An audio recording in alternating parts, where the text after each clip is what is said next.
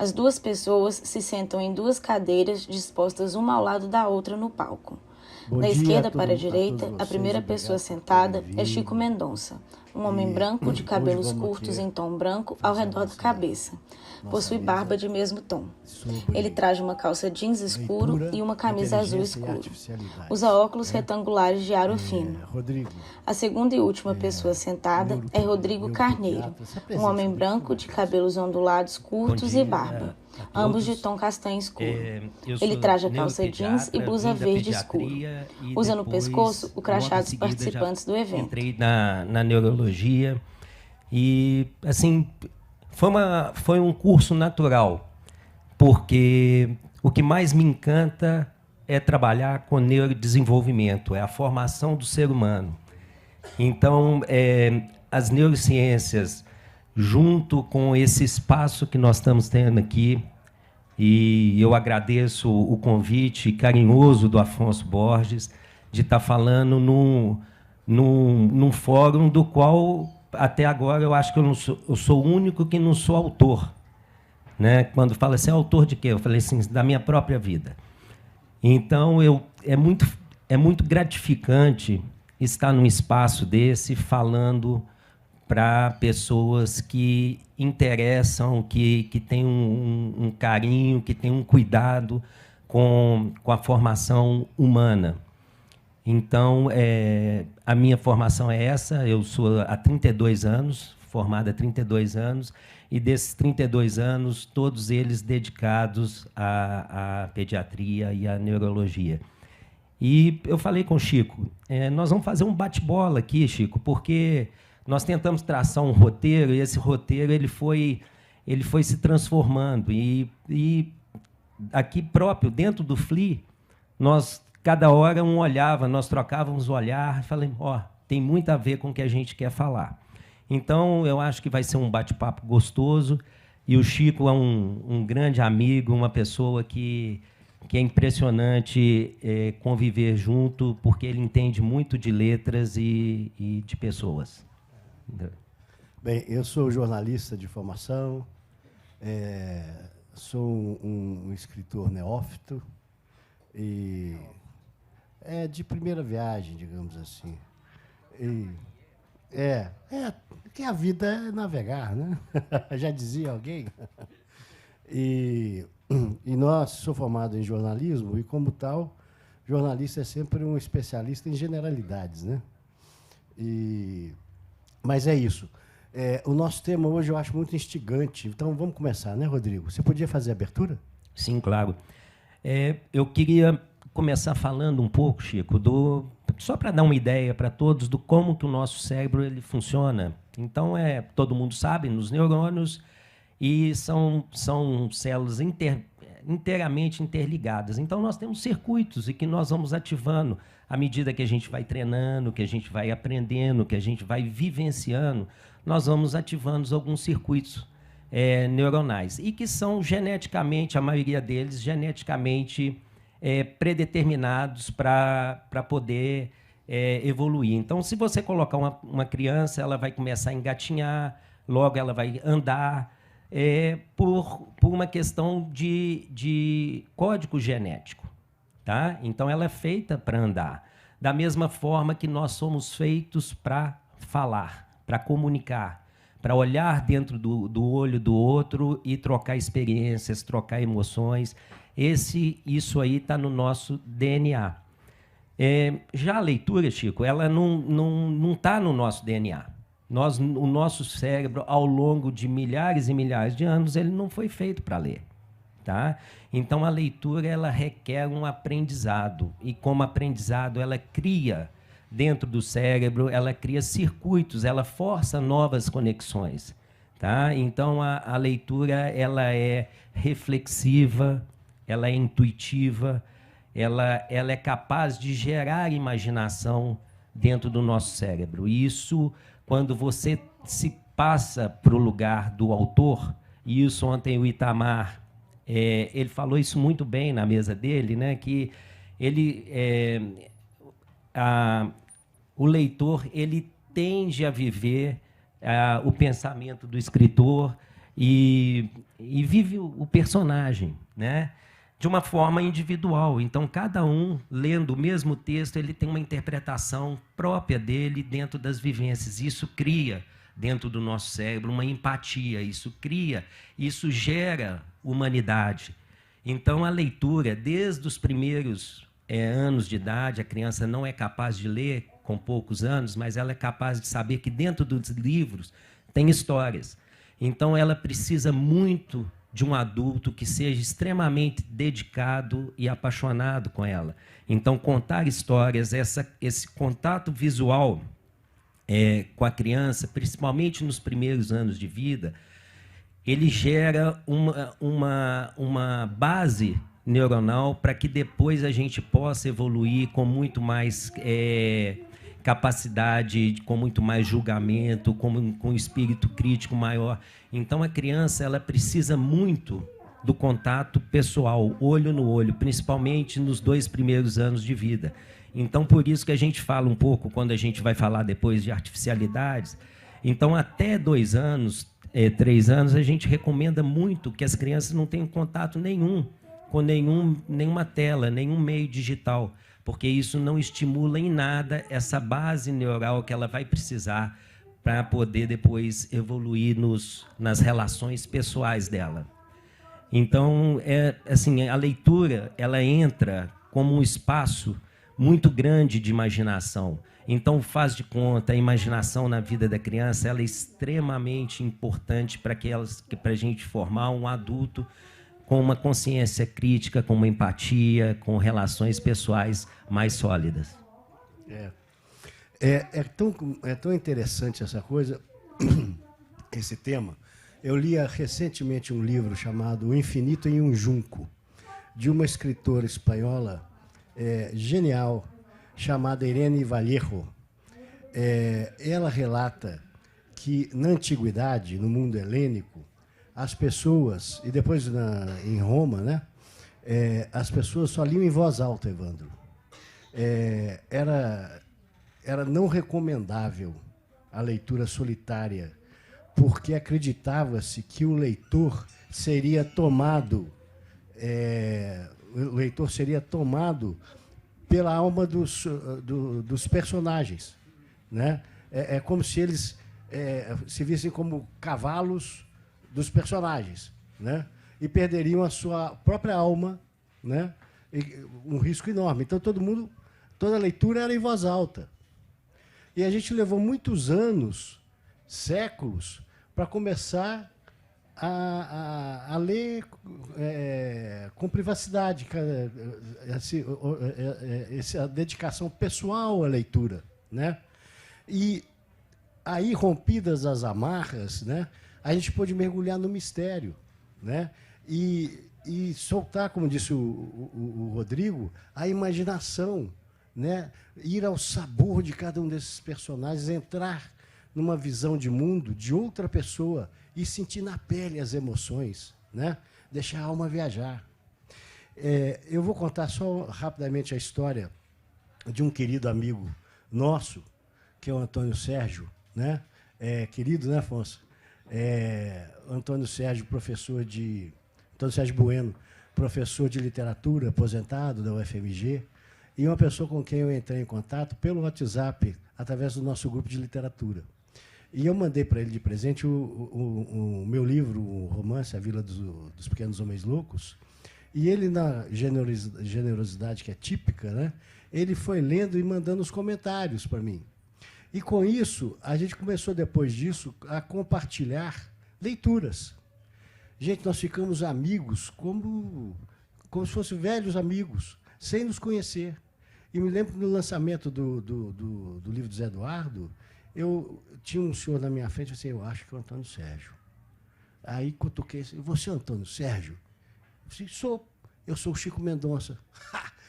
Deu-nos um abraço, mas foi tão gostoso. Sentamos depois, o Rodrigo estava lá, sentamos, Adriana estava lá, sentamos e começamos a conversar ali como se estivesse brindando a vida, graças à leitura, né? Eu só queria te perguntar uma coisa. como seria a vida de uma pessoa, de uma criança sem o hábito de leitura, não tendo suas percepções adquiridas apenas na telinha, na televisão? Como parece que é isso que a tendência né, da vida está nos levando, né? Com pais cada vez com menos tempo e crianças cada vez mais dependentes da babá eletrônica. Bom, aí, né, Chico, a gente pula da leitura como um mecanismo de imaginação, de abertura de possibilidades incríveis, e a gente passa por cima da inteligência e já cai nas artificialidades. Então, assim, eu quero aqui conversar com vocês, deixar que tecnologia é muito bom, tá? Nós temos que fazer o uso inteligente da tecnologia e não deixar que a tecnologia nos use, porque a gente não sabe.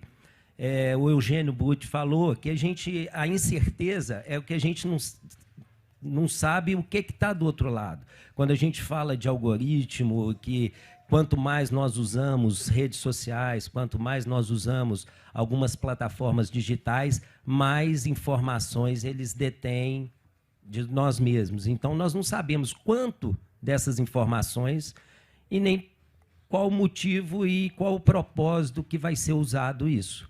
Então, a grande incerteza é essa, né? Porque a previsibilidade ela aumenta muito com a capacidade de cruzamento de dados e de armazenamento que tem a inteligência artificial. Então, voltando lá para o nosso cérebro em desenvolvimento, do qual não só a leitura, mas também a dança, né? Estamos aqui, Sueli, o primeiro ato. Ontem foi belíssimo a apresentação. Eu convido para quem não assistiu, poder ver no YouTube. Enquanto os bailarinos dançavam, as crianças, tinha um grupo de crianças que estavam coladas ao palco. E elas estavam assim, perplexas de ver uma coisa que elas nunca tinham visto antes, né? Um espetáculo de dança com todo o enredo que aquele espetáculo levava, né, Sueli? Então, num dado momento, começou uma música mais suave, a bailarina estava com trajes mais coloridos, e as crianças começaram a dançar. Naturalmente, elas começaram a dançar. E eu fiz até uma provocação para a Sueli. Eu falei, se uma delas não virar bailarino, eu corto a minha carreira de neurologista, porque é extremamente encantador. Nessa fase da vida, a gente precisa levar encanto, precisa levar imaginação. Então, essas crianças começam a pensar diferente. Já na telinha, Chico, a criança fica sem o rosto humano. Pode ter um rosto humano na tela, mas ele já tem uma expressão que não vai mudar de acordo com a expressão de quem está vendo. Tá? É uma expressão única que transporta aquela criança para um momento raso, para um momento único, e, na maioria das vezes, são personagens até que têm uma razão de ser pela deformidade do rosto, pelo nariz torto, porque aquilo chama a atenção da criança. Então, a criança tende a ficar muito tempo naquela tela. E já pulando para artificialidades, é um caso de consultório. Uma criança chegou por volta de 2 anos e meio, ela tinha quase 2 anos e meio, 2 anos e 4, chegou no consultório porque não falava. Iniciou uma linguagem, depois deixou de falar, começou a fazer movimentos repetitivos e não se interessava por outras crianças e pouco pelos familiares. Aí, vendo a história, é uma família, primeiro filho de uma família, o pai era engenheiro, foi transferido lá para Carajás, trabalhava lá numa empresa em Carajás, e a mãe colocava essa criança durante o primeiro ano de vida, ela tinha um tablet. E ela ficava o dia inteiro vendo o tablet. Então, aquilo ali impediu que ela tivesse... A mãe não tinha muito relacionamento, o lugar não oferecia nenhuma condição melhor.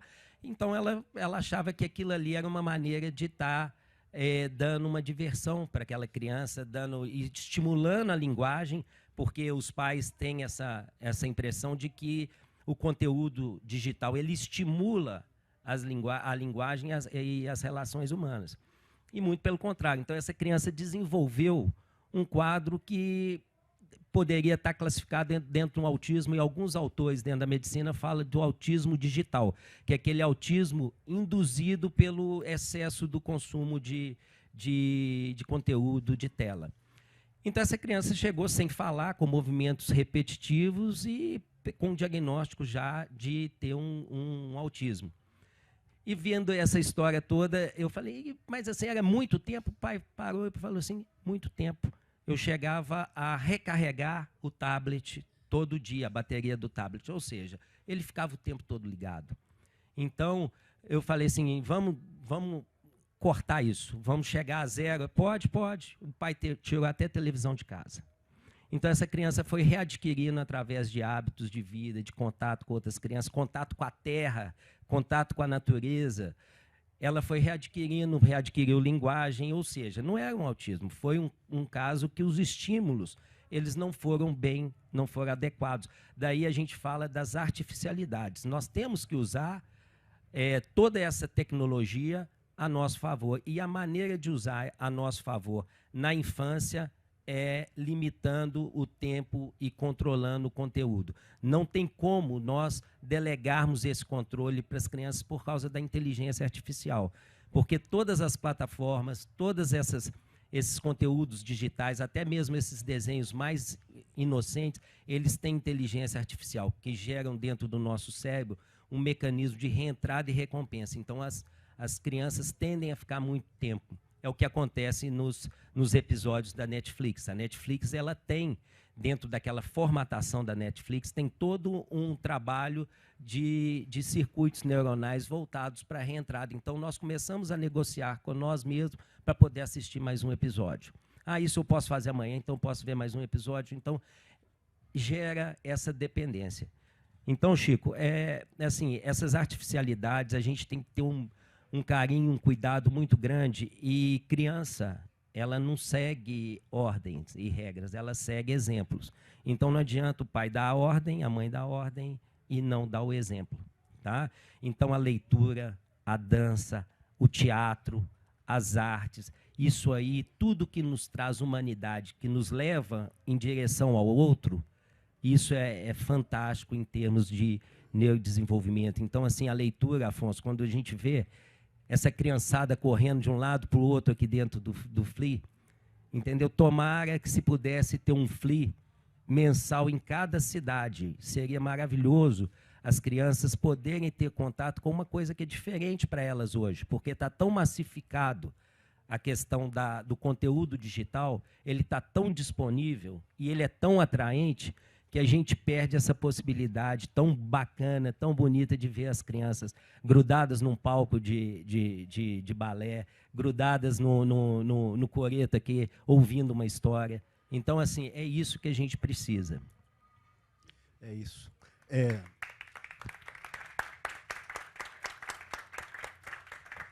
É só para fazer uma referência de a coisa de uma semana atrás.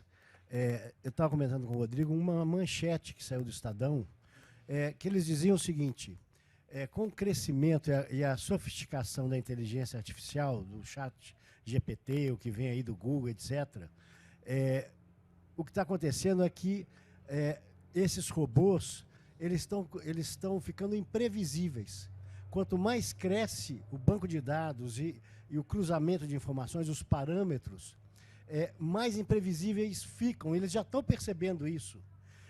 Só que a gente está nessa corrida comercial entre essas diversas grandes empresas de tecnologia e cada vez investindo mais dinheiro nisso, e a gente não sabe, eles não sabem, aonde que isso vai dar. Então, isso que o Rodrigo fala, que é tão dramático, e sobre as crianças, é dramático para nós também. Porque, aos poucos, nós estamos terceirizando o pensamento, a capacidade de... Tem gente pensando por nós. E as pessoas cada vez mais agindo como tribo, né? Terceirizando o pensamento. Significa, gente, como bem disse o Eugênio Butti sobre a linguagem, essas máquinas acabam controlando e se apoderando da linguagem, que é a forma da gente estar no mundo, que é a forma como a gente se expressa na vida. Né? E à medida que você faz isso, você está terceirizando até a própria escrita sobre a nossa história. E a pergunta que fica é o seguinte: quem, daqui a alguns anos, quem vai estar escrevendo a nossa história? Essa é a grande questão. Bem, você quer completar alguma coisa? E dentro do que você falou aí, Chico, isso há alguns anos eu venho, que é um paradigma que a gente tem que ver, que tem que entender se nós estamos humanizando a máquina ou robotizando o homem, tá? E essa divisão tênue que se a máquina é uma extensão do nosso cérebro, que deveria ser, né? O nosso cérebro usar a máquina de uma forma inteligente, mas à medida que a gente vê o crescimento e o potencial desses computadores, a gente acaba entendendo que houve uma mudança, que o cérebro humano passa a ser uma extensão da máquina. E isso é muito ruim, tá? Porque a gente passa a formar seres humanos menos capazes, menos empáticos. Então, tem uma pesquisa que saiu aí que não é uma pesquisa propriamente toda científica, eu não conheço a metodologia, mas que é a primeira geração que é menos inteligente que a geração anterior. Então, assim, nós estamos vivendo num momento de, se nós não pararmos e tivermos uma visão crítica sobre isso tem que começar na nossa infância, tá? Porque fazer um adolescente deixar de usar um TikTok, uma rede social, estou falando TikTok porque é o que os adolescentes mais consomem, deixar de fazer isso depois de um período de 5, 6, 7 anos de uso é muito difícil. Tá? Então, nós temos que começar lá embaixo, contando história, dançando, levando as crianças ao teatro, estando disponíveis para essas crianças. Então, eu falo assim, na minha receita tem faz de conta, tem dança, tem meditação, tem yoga. Eu falo, chega em casa, desliga tudo, deita com as crianças na sala e vai brincar, vai fazer um faz de conta, vai contar uma história. Vai rolar um em cima do outro. Isso é necessário para o nosso desenvolvimento, para depois nós, como seres humanos, desenvolver essa visão crítica e o julgamento. Porque sem o julgamento, sem essa visão crítica, nós vamos cair nessa vala comum, que muita gente está sendo levado, que o Chico falou aqui, quem vai ser o autor da nossa própria história, né? Então, hoje eu falei aqui, Afonso, antes de você chegar aqui, eu falei assim, eu estou aqui como autor, eu falei assim, que eu sou autor da minha própria vida, mas já está muito bom.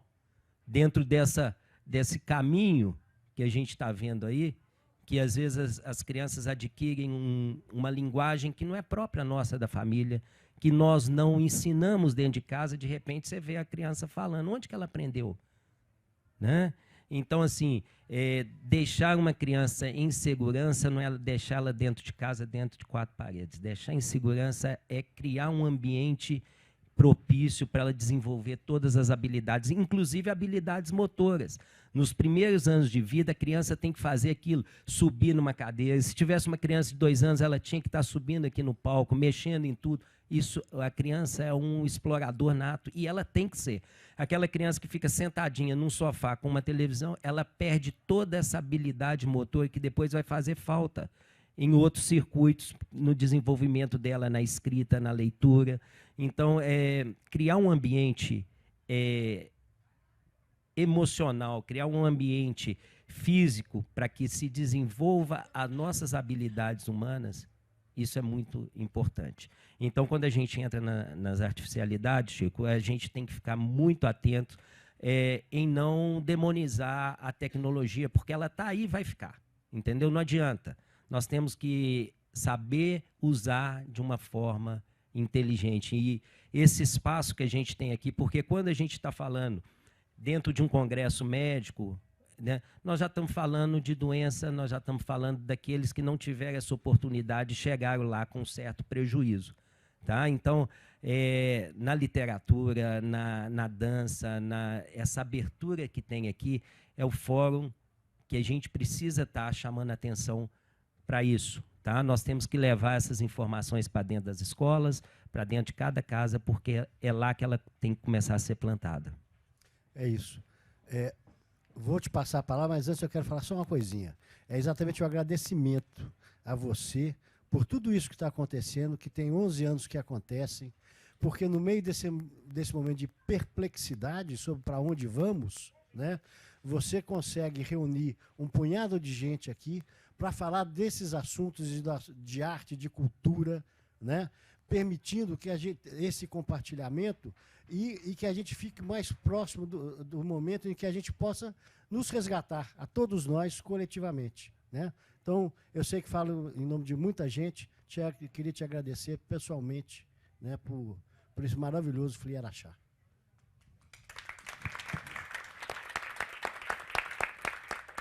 E com você a gente abre, então, para as perguntas para o Rodrigo, que é o nosso especialista.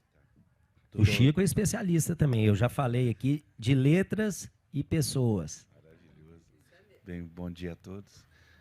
Rodrigo, vamos colocar na mesa a imaginação que está posta. Você citou o exemplo do menino quase autista, né? Com essa imaginação posta, elaborada, a palavra errada, né? Prejudicada, enfim, terminantemente influenciada por redes, né? Porque cada criança tem seu interesse. O Manu gosta muito de ficar ouvindo aquelas músicas de hip hop no TikTok, mas outras crianças devem ter outros interesses. Com essa imaginação posta e com esta criança já nesse estado, né, extremamente influenciado por tudo isso, a solução seria, como você sugeriu, eliminar todas essas influências digitais, digamos assim, ou se preparar para um novo ser humano, que seja lá o que for, está chegando. Excelente pergunta e até colocação, né? Porque essa imaginação posta dessa forma, eu acho que não é uma imaginação genuína, construída, vivida. É uma imaginação colocada. Como eu falei, todas essas redes sociais, elas têm um mecanismo de reentrada e recompensa, que é o mesmo mecanismo que causa uma adição a substâncias, ao tabaco, ao álcool e outras substâncias mais. Então, essa necessidade de rodar esse mecanismo de reentrada e recompensa é que cria uma dependência. Tá? Então, assim, a primeira coisa é ver o nível de dependência que essa criança ou esse adolescente está da tecnologia. Tá? Não tem como você suspender tudo igual você faz com uma criança de 2 anos e 4 meses, igual esse pai fez. Ele tirou até a televisão e ele falou que ele ficou muito mais feliz, ele próprio, de não assistir noticiário. Mas o que deve ser feito é individualizar cada caso, mas necessariamente tem que passar por uma dessensibilização. Tá? De diminuir o conteúdo, restringir tempo. Isso aí, como eu falei, não dá para delegar para o adolescente fazer isso, porque ele vai burlar. Tá? Então, a gente tem que ter mecanismos para ajudá-lo nessa dessensibilização. E não adianta só dessensibilizar. Nós temos que introduzir nesse espaço alguma coisa que faça ele feliz, que o motive. Tá? E essas crianças, Afonso, esses adolescentes muito dependentes, eles não se motivam facilmente. Tá? Eles têm um limiar de frustração muito baixo, eles precisam daquele movimento constante das redes sociais para se motivar. Então, entra numa anedonia, numa dificuldade de se motivar com as coisas da vida. Eles ficam muito impacientes diante de várias situações. Então, assim, você tem que entender qual que é uma pega para a gente começar esse processo de dessensibilização. Mas quanto mais idade tem a criança ou adolescente, mais difícil de fazer. Por isso que a gente fala muito da prevenção, e eu acho que o uso inteligente de tecnologia tem que entrar na puericultura, que é aquele processo que o pediatra faz de introduzir, com tantos meses você introduz a papinha, com tantos meses, isso aí tem que fazer parte da nossa vida. Tá? Então, a gente tem que proteger essas nossas crianças, porque elas, protegidas lá atrás, elas ficam mais fáceis de serem conduzidas, de serem orientadas, a palavra certa não é condução, de serem orientadas no futuro. Mas é por aí. E cada um tem que criar o seu próprio imaginário. Então, quando você faz o faz de conta e dá o protagonismo para uma criança, você pode saber que ali vem coisa muito bacana, vem coisa maravilhosa. E esse crescimento junto, esse entendimento junto, essa aprendizagem mútua, né? Pai, mãe, responsável com criança, ela é muito bacana, ela é muito salutar. Então, eu falo que cada criança deveria ter pelo menos um adulto extremamente apaixonado com ela, porque isso faz diferença na vida. Eu estou aqui, tranquilo. Não, continuando o que o Afonso falou, porque ontem eu escutei o Sérgio Rodrigo dizer que esse aplicativo da inteligência artificial, ele mente, porque ele colocou no aplicativo Sérgio Rodrigues e veio escrito, ele perguntou, quem é Sérgio Rodrigues? E a inteligência artificial respondeu outra coisa. Então, eu fiquei pensando nisso que o Afonso falou, e o que você disse assim, a criança não aprende aquilo que a gente ensina, aprende aquilo que ela observa. Então, eu te pergunto, o que fazer conosco adulto, já que a criança tem em nós esse espelho? Porque ela não vai dizer, né? Se nós dissermos a ela, ela não vai fazer. Então, acho que é uma preocupação, que aí entra o Chico também, até que ponto, né, que essa invenção, a literatura, a dança e tudo isso que você disse, ainda pode atuar no adulto, que vai ser o espelho da criança. Sueli, nós vamos fazer conosco. Sueli, é aquilo que eu falei, né? Nós temos que achar o talento que nos motiva. Porque um ser humano sem motivação, ele não levanta da cama. Nós temos que nos motivar. E essa motivação, ela não é uma coisa, ela não é uma atividade, ela tem que ser um conjunto de atividades, né? E ela tem que envolver mais pessoas para a gente poder sair dessa vala que o mundo moderno nos joga. Porque chega no final do dia, às vezes a gente está extremamente cansado e o que eu fiz? O que eu produzi? Aí você vai falar assim, não foi tanto assim. Mas o que eu consumi de informação foi muita coisa. Tá? Então, muita informação, muita possibilidade, ela angustia. E, às vezes, ela paralisa. Então, aquela pessoa que fica vendo muito a vida dos outros, começa a viver a vida do outro, ela paralisa dela. Então, isso é uma questão para a gente se perguntar todo dia, se desafiar todo dia e criar espaços iguais a esse que nós estamos tendo aqui, de mais convívio, de convívio com... O que eu aprendo num local, num fórum de literatura, eu aplico muito dentro da medicina. Então, isso torna as pessoas um pouco diferentes, torna as pessoas menos estéreis. Então, assim, nós temos que trabalhar essa questão mesmo da diversidade, do contraditório. Hoje você vai contradizer um adolescente, parece que o mundo vai acabar. Eles não têm a capacidade do diálogo, de intermediar. Não é eles todos, né? Mas uma grande parte, eles se radicalizam, porque quando você radicaliza, você suprime todo o pensamento. Se eu sou radical, eu não preciso pensar. Então, assim, quando a gente entra numa situação de um espaço de conforto, a melhor forma, se você não quer pensar, se você não quer se desafiar, é radicalizar. Né? Então, quando a gente cria dois extremos, seja ele em qual campo for, na política, na vida, fica muito fácil. São nós contra eles, ou eles contra nós, e nós não precisamos pensar. O que eles pensam é errado, o que nós pensamos é o certo, acabou. Então é isso, Sueli. É um grupo de criação, um espaço de dança, um convívio, uma vida social, né? O esporte é extremamente para a criança, a atividade física ela faz parte também da minha prescrição. Nenhum paciente meu deixa de fazer atividade física.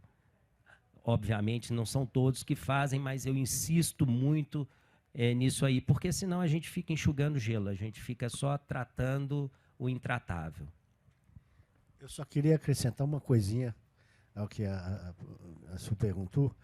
Para nós adultos, né, eu acho que cada um de nós tem o dever, né, de descobrir o que faz os nossos olhos brilharem. Isso que alimenta a alma, isso que faz bem para o cérebro, isso que faz a gente ficar feliz. Né? Evandro. Quando a angústia se aproxima, a melancolia se aproxima, a gente sabe que se recorre a um analista, um psicanalista. No meu caso, não, eu sei que é psiquiatra mesmo, mas alguém já chegou no seu consultório e disse: eu sou viciado em internet, doutor, por favor, me cure. É possível isso ou um dia vai acontecer isso? Evandro, infelizmente, isso está frequente. Tá? Não chega assim, eu sou viciado, mas chega extremamente angustiado, deprimido, porque existe um caminho dessa sobrecarga digital. Tá? Então, o primeiro passo é a criança, o adolescente começar a se isolar dos familiares. Segundo passo, ela começa a ficar impaciente. Da impaciência para a irritabilidade é rápido. Tá? Depois, essa criança, esse adolescente, ele começa a ir mal na escola. Tá? E começa a reduzir o convívio social dele. Se fazia um esporte, se fazia um futebol, o professor é chato, o outro é chato, eu não gosto e tal. Então, ele vai se afastando das atividades sociais e vai fazendo uma convergência digital. Então, tem um caminho que vai sendo traçado. E eu tenho um exemplo assim, muito triste disso, que é um rapazinho, o Bernardo. Ele chegou no meu consultório, eu era o 6º médico que a mãe procurava. Então, qual que foi ele estava com 14 para 15 anos. Esse menino era um menino ótimo, tranquilo, até os 10 anos de idade, fazia o futebol e tal. Filho único, os pais se separaram, o pai viajava muito e a mãe trabalhava fora de 2 horários. Esse menino, com 11 anos, ele começou a ir mal na escola, ficava a tarde toda sozinho em casa, fazia os deveres, depois ia para o meio digital. Aí, no primeiro ano, aconteceu isso. Foi mal, tal, a escola falou, não, ele tem um histórico bom, passou de ano. No segundo ano, já mudou de escola, aí já estava irritado demais com a mãe, já não conseguia estudar, já estava com uma restrição e julgava um tal de Fortnite, que é um joguinho aí que os meninos gostavam muito, isso deve ter uns 7 anos atrás. Ele jogava esse Fortnite 7 horas a 8 horas por dia desse videogame.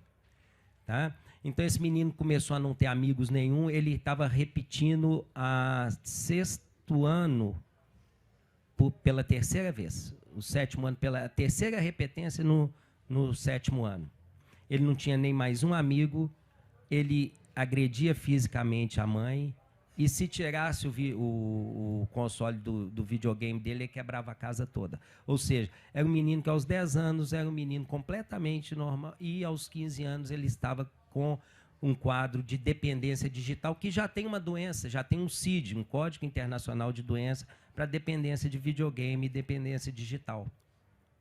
E ele está na mesma seção do alcoolismo, do tabagismo. Então, assim, é uma doença, é uma droga, é uma doença que, se a gente não dosar, a gente não sabe qual é o menino que vai começar a julgar, que ele vai inibir, vai continuar bom na escola, e aquele que vai ter uma adição ao videogame.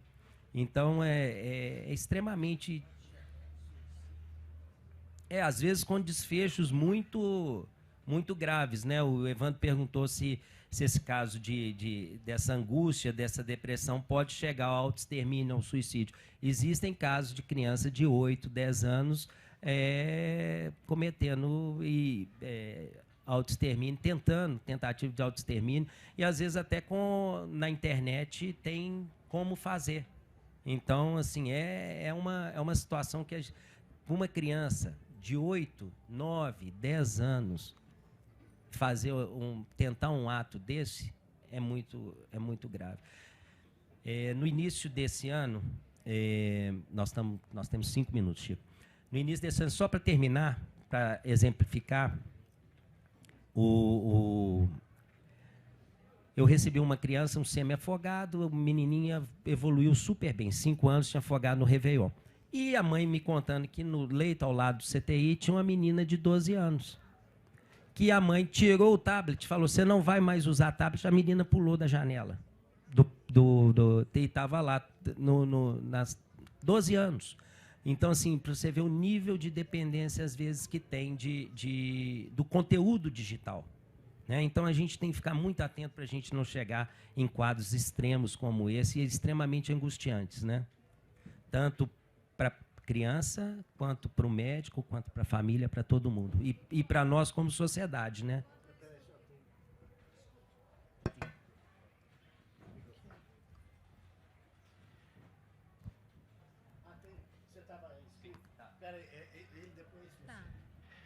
Eu queria cumprimentá-los e agradecê-los por esta conversa tão urgente e necessária para nós pais, professores, escritores.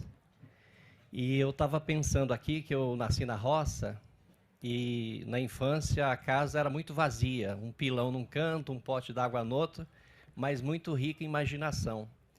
E hoje nós vivemos numa sociedade que nossas casas estão ricas de meios e pobres de fins humanos, éticos, etc. Né? E outro dia, você falando de criança, eu tenho um sobrinho que mora em BH, tem 5 aninhos de idade. E ele foi para a minha roça e a mãe reclamando que ele só ficava no tablet o tempo inteiro, não tinha convivência. Aí lá na roça eu convidei ele para caçar sapo. Nem sapo tinha, mas ele topou. E começamos a caçar sapo. Aí eu não tive mais sossego, porque a tarde inteira ficamos atrás de um sapo que nós não encontramos. Mas continuou a história. Aí depois, lá pelas tantas, almoçou, continuou a tarde buscando o sapo, e mais tarde encontrei ele na beira da piscina conversando com as formigas sobre o sapo. Então eu fico vendo que a riqueza da imaginação da criança ela está presente. Mas às vezes os meios, os recursos, a técnica, que é uma ferramenta extraordinária, ela vem como um empecilho e bloqueio dessa fantasia e imaginação que a criança tem. Isso mesmo. Qual o seu nome? Vanderlei Barbosa.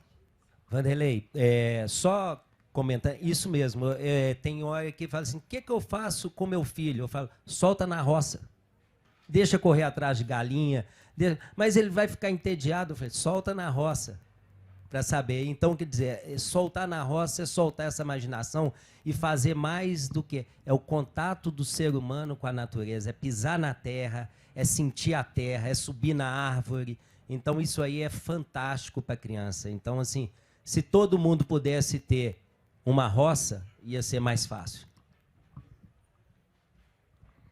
Doutor, e como isso... Seu nome, por favor. Márcia Cambeba, também sou escritora, sou indígena e sou mãe de um autista de 14 anos. E como isso está presente no meio de crianças com TEA. Então, as crianças elas se prendem muito no telefone, muito nos jogos, muito nessas coisas virtuais, e vão perdendo um pouco isso, né? Então, eu tento tirar o meu filho, que também já está numa dependência de telefone, desse meio, e trazê-lo mais para a realidade, levando para a aldeia, fazendo ele brincar com as crianças, vendo uma outra realidade, porque também aí a criança começa a ter ideia de como trabalhar em si a sua própria identidade e aí o respeito pelo outro, né? Como é que o senhor vê essa dependência nas crianças com TEA? Essa dependência é muito maior, tá? A capacidade... E é muito mais difícil de tirar deles também do que uma criança difícil, que não tem a síndrome. Muito mais difícil. Toda criança que tem uma dificuldade, não só criança, todo indivíduo que tem uma dificuldade de socialização, uma dificuldade, ele é mais propício ao uso do meio digital. Tá? Então, assim, vem aquela história de o que vem primeiro, se é o ovo ou a galinha, se é o meio digital piorando essa condição da socialização, de criar vínculo, da empatia, ou se é aquele indivíduo que já tem uma dificuldade, já tem uma imaturidade, já tem uma predisposição, ele ser potencializada por essa tecnologia. O fato é que as crianças, não só as crianças que têm TEA, mas aquelas crianças que são superdotadas também, se elas não são identificadas precocemente, elas têm uma grande chance de se perderem pelo uso excessivo de tecnologia. Porque você sabe, seu neuro, você sabe que cada autista não é igual ao outro, né? Ele tem as suas especificidades. O meu é nível 3 com dependência, apesar de falar fluentemente bem, ele ainda não escreve direito, não verbaliza, meio acriançado a fala dele,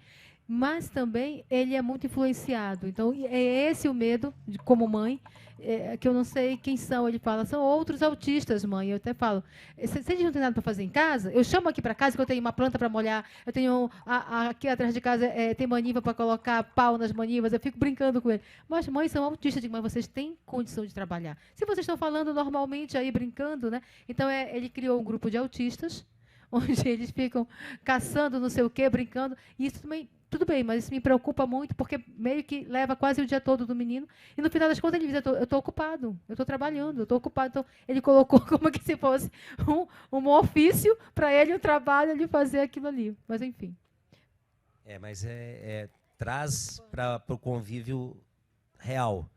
Tá? Então, fala assim, não tem problema ter muitos amigos virtuais, desde que o número dos amigos reais seja igual ou maior. Então, vamos tocando isso aí. Obrigada, doutor. Ô, gente, bom demais. Tem o quê? Mais uma pergunta.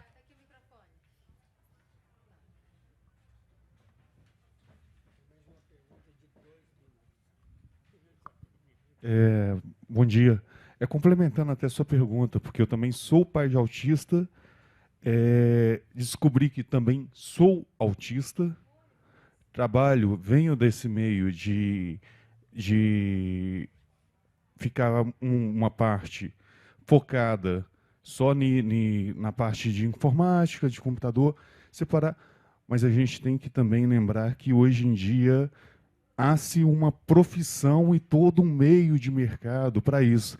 Então, acho interessante quando ele fala trazer para a realidade, mas também ter um controle, ou seja, não precisa extinguir o lado, porque, ou seja, meu filho tem 6 anos e faz coisas que eu faço 36, dia 11 agora, e faz coisas no computador que eu paro e pergunto, filho, como faz isso?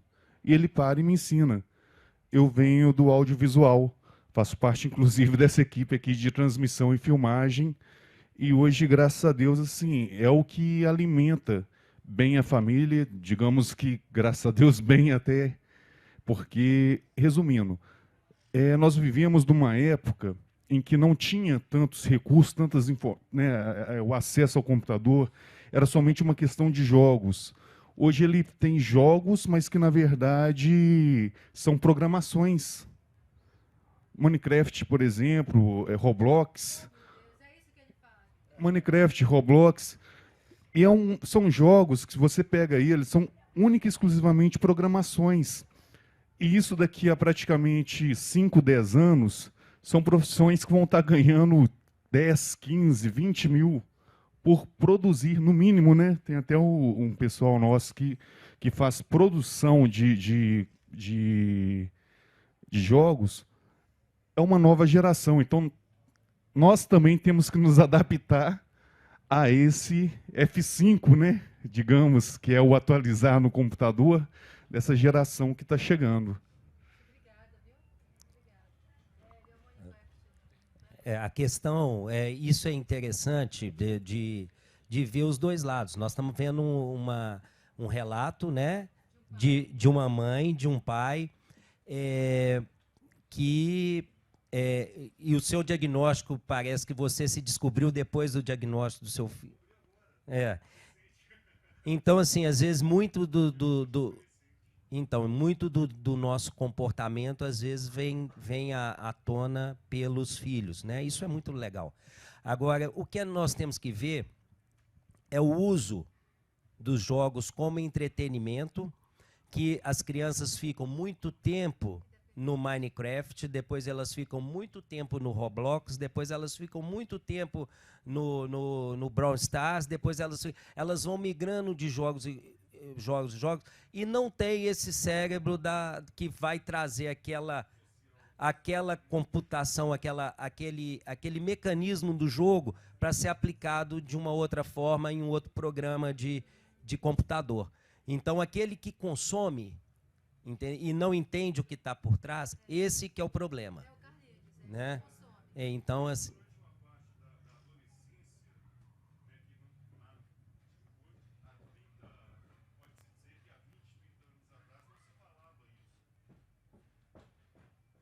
Perdão. Numa grande parte da adolescência, pode-se dizer que há 20 anos atrás, 17 anos atrás, não se falava isso. Então, o computador, para mim, não era só uma questão de tentar jogar, de tentar buscar produzir, porque a necessidade de produção é muito grande. No jogo, esses tipos de jogos, você constrói cidades, você constrói casas, você constrói ferramentas, você cria uma sociedade, ou seja, cria-se a bolha. A sociedade que a gente muitas vezes não consegue ter o convívio aqui, ter porque é difícil, sim, a questão social. Lá no jogo a gente consegue. Você cria a sua própria nação, a sua própria bolha, a sua própria cidade. Hoje eu vejo uma forma diferente, né, devido aos jogos, devido à forma que está.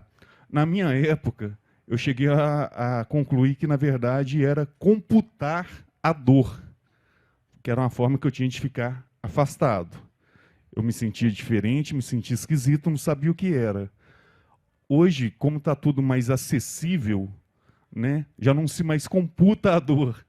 Né, tem como socializar, mas eles usam a socialização virtual, mas tem total necessidade dessa presencial. Né?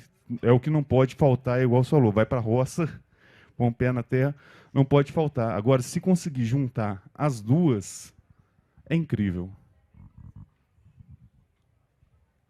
A única questão é dosar, né? Que para criança e adolescente eles não têm o que eles gostam muito, e o que eles não gostam eles odeiam.